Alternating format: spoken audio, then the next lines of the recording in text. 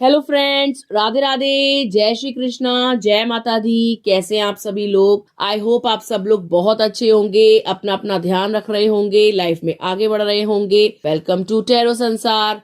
आज का हमारा टॉपिक है कि आपके एंसेस्टर्स आपको क्या मैसेज देना चाहते हैं, यानी आपके पूर्वज आपसे क्या कहना चाहते हैं, वो आपको क्या बताना चाहते हैं। ठीक है, ये एक टाइमलेस रीडिंग है गाइज। आप जब कभी भी इसे सुनेंगे ये आपके लिए एप्लीकेबल होगी, ये आपके लिए कोई ना कोई जरूरी संदेश लाए हुए होगी, तो आपको ये रीडिंग जरूर सुननी चाहिए। ये जेंडर बेस्ड रीडिंग नहीं है। आप लड़की हैं या लड़का, आपको पूरा अधिकार है अपने एंसेस्टर्स से ब्लेसिंग्स लेने का।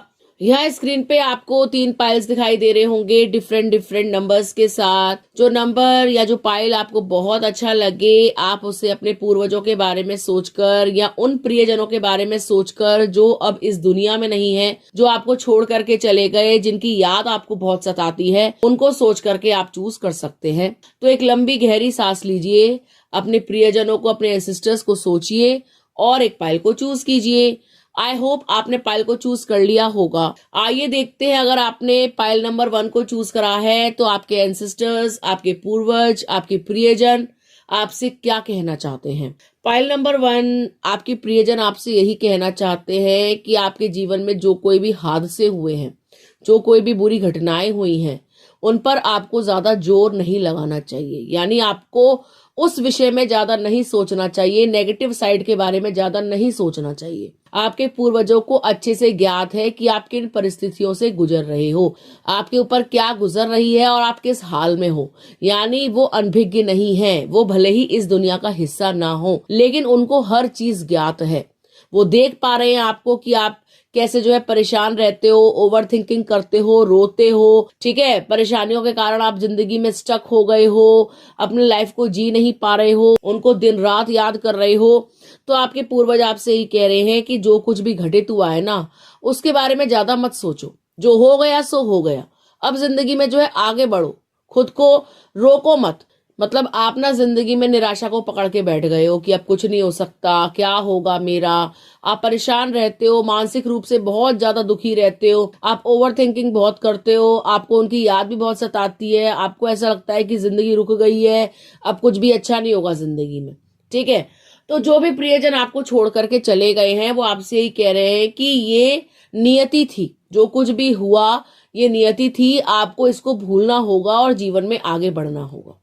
आपके पूर्वजों को ये भी ज्ञात है कि आप आर्थिक संकट से गुजर रहे हो, यानी आपकी जो अर्थव्यवस्था है वो चरमराई हुई है, पैसे की बहुत ज्यादा दिक्कत है। आप जो है हर दिन उनको याद करते हो कि काश कोई चमत्कार हो जाए, काश उनकी कृपा से आप जो है धनवान बन जाएं या आर्थिक स्थिति अच्छी हो जाए। धनवान ना बने कोई बात नहीं, लेकिन कम से कम स्थिति तो बेटर हो जाए, कम से कम पैसा तो आए, कम से कम किसी के आगे हाथ तो ना फैलाना पड़े। तो आपके पूर्वज आपसे यही कह रहे हैं कि तुम चिंता मत करो, हम लगे हुए हैं तुम्हारी तरक्की के लिए। हम तुम्हें आशीर्वाद देते हैं कि बहुत जल्द, शीघ्र तुम बहुत अच्छा धन कमाओगे, पैसे का अभाव दूर हो जाएगा, पैसे की दिक्कत दूर हो जाएगी। ठीक है, तुम जो है हर क्षण हमें याद करते हो, हमें ये चीज बहुत अच्छी लगती है और हमारी कृपा से, हमारे आशीर्वाद से तुम फलोगे फूलोगे। यानी उनके आशीर्वाद से आप बहुत जल्द बहुत सारा पैसा कमाओगे, बहुत सारा धन देखोगे, आपकी आर्थिक स्थिति में सुधार आएगा, किसी चीज की कोई कमी नहीं रहेगी। आप उनको हर पल याद करते हो, वो भी आपको देख रहे हैं, वो भी आपके लिए बहुत ज्यादा भावुक है, वो उस दुनिया के हिस्सा हैं, लेकिन वो अपने आशीर्वाद के माध्यम से आपकी जिंदगी को संवारना चाहते हैं, बनाना चाहते हैं, आपको दुखों से निकालना चाहते हैं। ठीक है, आपके पूर्वज आपसे ये भी कह रहे हैं कि पीछे मुड़ मुड़ कर मत देखा करो। जैसे तुम पुरानी बातों को याद करते हो, भावे वो रो जाते हो, रोने लग जाते हो, मेंटल स्ट्रेस ले लेते हो और अपने आप को सीमित कर लेते हो, कमरे में कैद कर लेते हो, बातचीत नहीं करते हो, तो ऐसा मत करो। ठीक है, इससे समय नहीं बदलेगा, इससे हालात नहीं बदलेंगे, तुम अपनी सेहत बिगाड़ लोगे। ठीक है, घर को कौन देखेगा, मम्मी पापा को कौन देखेगा, भाई बहन को कौन देखेगा, गृहस्थी को कौन चलाएगा। अगर ऐसे ही रोते रहोगे, बिलखते रहोगे तो तुम्हारा स्वास्थ्य बिगड़ जाएगा। तो वो आपसे ये कहते हैं कि इतनी ओवर थिंकिंग मत करो। ठीक है, ये सब समय का चक्र है, ये तुम जो कुछ भी फेस कर रहे हो ना, ये जीवन में सबको फेस करना पड़ता है, तो इस चीज को एक्सेप्ट करो। ठीक है, आपके पूर्वज आपसे ये कहना चाहते हैं कि बहुत जल्द आपके भाग्य में परिवर्तन आएगा, आपका भाग्योदय होगा, समय परिवर्तित होगा, सब कुछ बदलने वाला है, बुरे दिन नहीं रहेंगे। आपको घबराने की जरूरत नहीं है, डरने की जरूरत नहीं है, किसी के भी आगे रोने की बिलखने की जरूरत नहीं है, किसी के भी आगे अपने दुखड़े सुनाने की जरूरत नहीं है। जो कुछ भी बोलना है हमसे बोलो, जो कुछ भी कहना है हमसे कहो, हम सुनेंगे तुम्हारी। ठीक है। तो अगर आपके मन में कोई भी परेशानी हो, कोई भी दिक्कत हो, कोई भी बात कहनी हो, तो आप अपने एंसेस्टर्स की फोटो के आगे बैठ जाओ और उनसे बात करना शुरू कर दो। तो आपकी बात सुनी भी जाएगी, स्वीकार भी की जाएगी, उस पर काम भी किया जाएगा। ठीक है। ये दुनिया सिर्फ मजे लेती है, ये दुनिया सिर्फ आनंद लेती है आपके दुखों का। किसी एक का दुख दूसरे का तमाशा है। तो जो भी दुख आपके अंदर है ना, उसको अपने एंसेस्टर्स के सामने बोलिए, मन में बोलिए कि हम आपको बहुत याद करते हैं, हम इस चीज को लेकर परेशान चल रहे हैं, आप अपनी कृपा बनाइए। जो भी आपके घर के देवता होंगे, एंसेस्टर्स होंगे, वो आप पर कृपा बनाएंगे, आपके काम को आसान करेंगे, आपको पता भी नहीं लगेगा चुटकियों में कब काम बन जाएगा। ठीक है। तो वो यही कह रहे हैं कि हिम्मत रखो, हम पर विश्वास रखो, बहुत जल्द तुम्हारी तकदीर बदल जाएगी, आर्थिक संकट दूर हो जाएंगे, पैसे की परेशानियां दूर हो जाएंगी, तुम परिपक्व हो जाओगे, अच्छा खासा पैसा कमाओगे, लाइफ में आगे बढ़ जाओगे, तुम्हारा भाग्य बदल जाएगा। तुम्हें बस हमें याद करना है, हमारा स्मरण करना है, अपनी परेशानियों को सिर्फ हमसे बोलना है, जगत में ढिंढोरा नहीं पीटना। ठीक है गाइस। यदि आप चाहते हैं कि आपके एंसेस्टर्स आपकी प्रार्थनाओं को जल्द से जल्द सुने, यदि आप चाहते हैं कि आप जिंदगी में मूव ऑन कर जाएं, दुखों से पार पा जाएं, यदि आप चाहते हैं कि अर्थव्यवस्था में सुधार हो जाए, तो आपको क्लेम करना चाहिए इस एनर्जी को बाय कमेंटिंग राधे राधे, जय माता दी, हर हर महादेव, जय महाकाल लिखकर, या जिस भी शक्ति को आप मानते हैं। इससे आपकी मैनिफेस्टेशंस बहुत जल्द पूरी होंगी। ठीक है।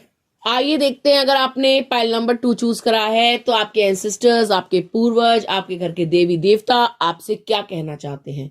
आपके घर के देवी देवता आपसे कहना चाहते हैं कि उनका आशीर्वाद सदैव आपके साथ है।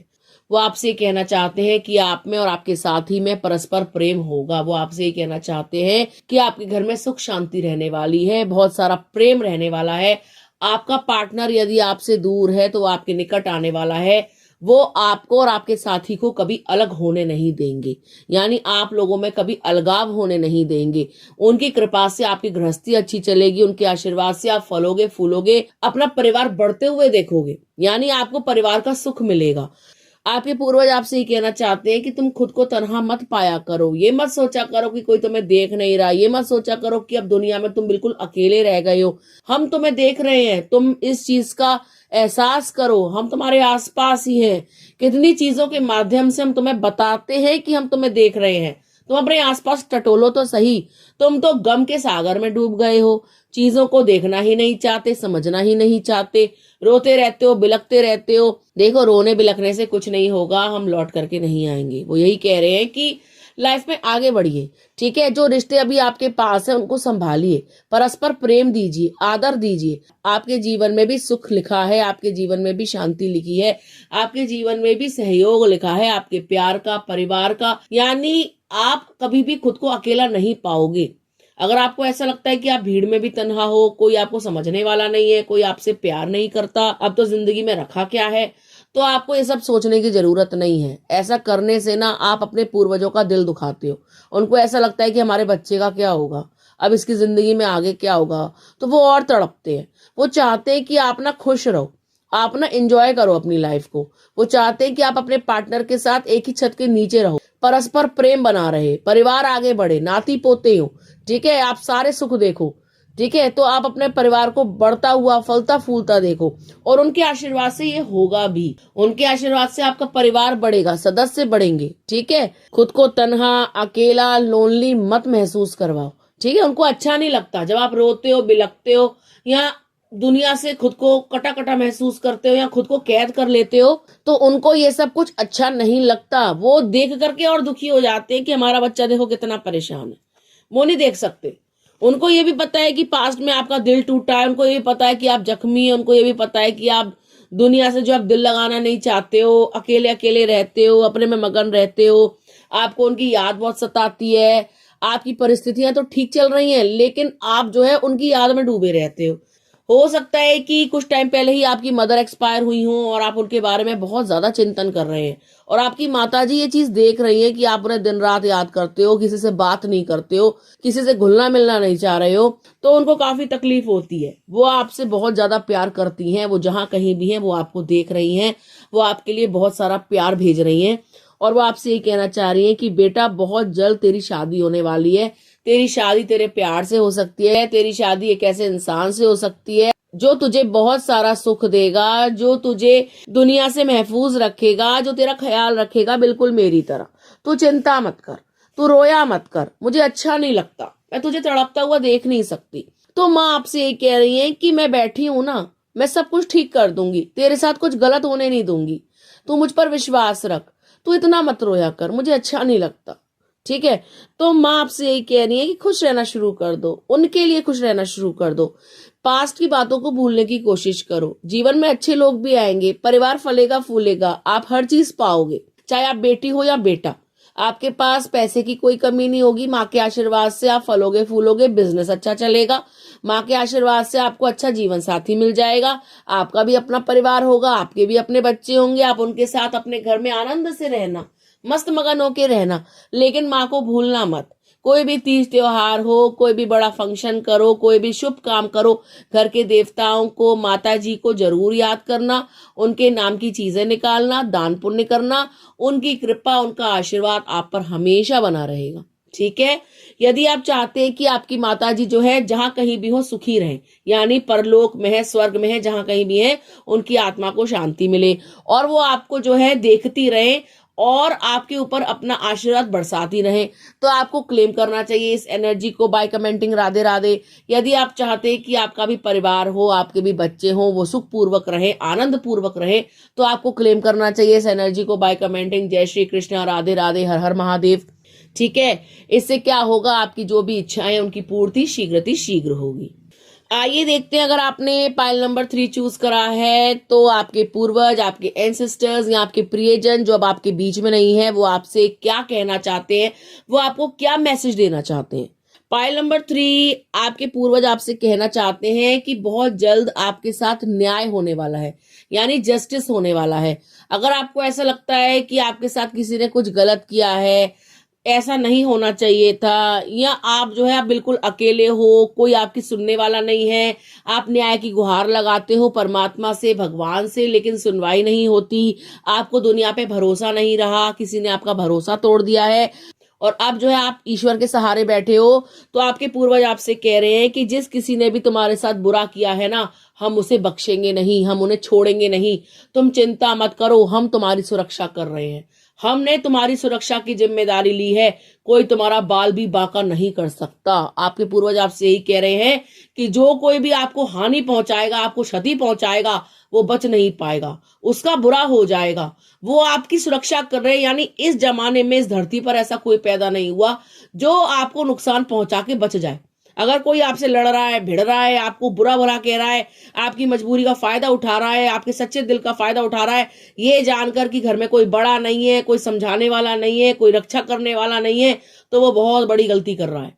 आपके पीछे पूरी फोर्स है, आपके दादी बाबा, आपके मम्मी पापा या आपका कोई भाई बहन जो इस दुनिया में नहीं है, वो समझ लो आपका साया बन के बैठा है, आपके साथ ही है, चल रहा है, वो शक्तियां आपके घर में ही मौजूद है, वो आपको देख रही हैं, वो आपको सुरक्षा दे रही हैं।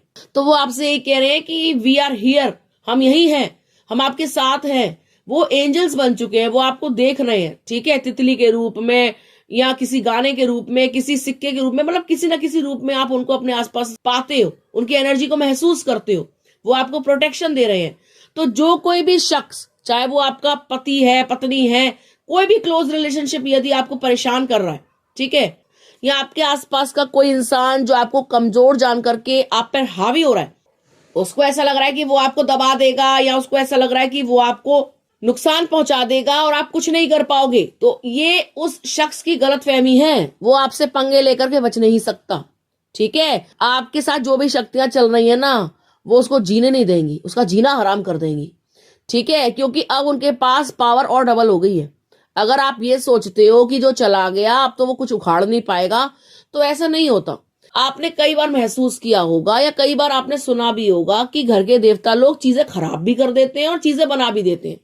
कि आज हम जो कुछ भी बने हैं वो अपने दादी बाबा के आशीर्वाद से बने हैं, या आज हमारी लाइफ में जो कुछ भी हो रहा है वो हमारे एंसेस्टर्स के कारण होता है। देखिए, दोष भी लगते हैं, पितृ दोष, ये दोष वो दोष, ठीक है। तो ये दोष भी कैसे आते हैं? एक पीढ़ी से दूसरी पीढ़ी को मिलते हैं।